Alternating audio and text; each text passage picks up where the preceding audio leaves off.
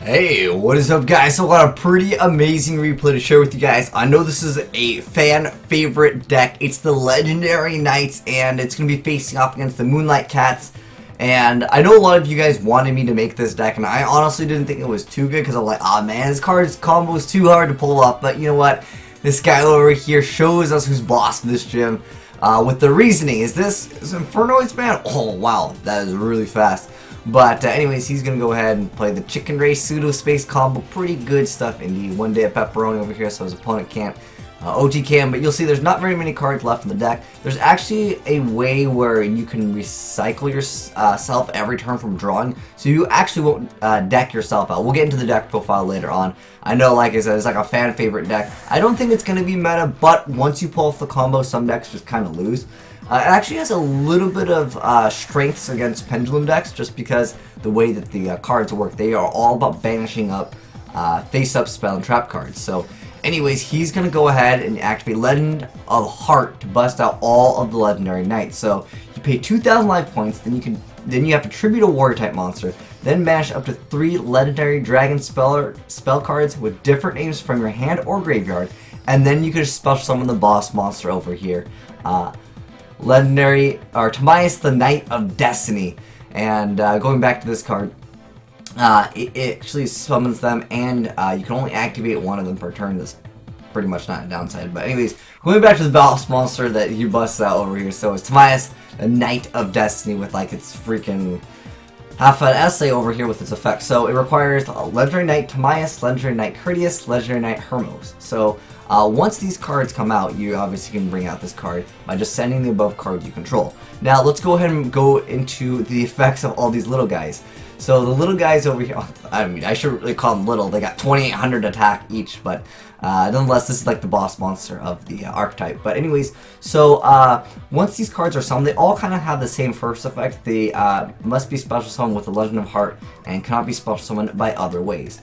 Now, it says when this is special summon, you get to target one face-up spell or trap card on the field and banish that target. They all have that effect, and then each one of them has a different little effect. So, the Azneyes over here, when this card is targeted for an attack, you can target one spell card in your graveyard and set that target. Now, Courteous over here has the effect that he gets to select a trap card and set that target, and it can't be activated during the turn that it was set.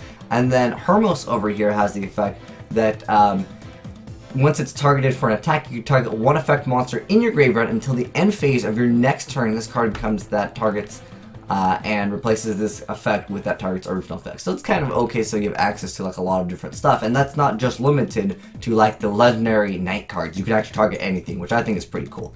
Now going back to like the boss monster that brings out himself after you send all of them to the graveyard, his effect is that, well, besides the summoning condition after you special summon him and you don't use poly, this card is unaffected by other card effects. Towers confirmed. And then once per battle, this card, if this card attacks or is attacked during damage calc in either player's turn, you can make this card's attack and defense become equal to the attack of the monster on the field with the highest attack, your choice if tied. When this card is destroyed by battle, you can special summon 3 Legendary Knight monsters from your hand, deck, or graveyard, ignoring their summoning conditions. So once this guy finally goes out, he gets to go ahead and bring out all 3 of them again, and then you can just fusion form again. That's pretty cool, and I was like, oh, wait, so I guess if you just summon this card, I don't know how they get over it, other than like, maybe if they happen to do piercing, but then he copies the highest attack. So I really don't know how to get rid of this card at all, because a lot of these cards where it's like towers or something like that, they gain an insane amount of attack just to attack over them, but this card gets to copy it. So I was thinking, is this like the best, like I make this card, I win the game? Because even Venom Naga, like you have to get a huge amount of attack, then you can like attack over her. But yeah, and it's unaffected by all card effects, not just like monsters that are like under a certain level or something like that. But anyways, the Moonlight Cat player over here, he busts out the Lunalight Leo Dancer. So it can't be targeted or destroyed by opponent's card effects. I mean, you can just destroy it by battle. He can go ahead and actually crash into it.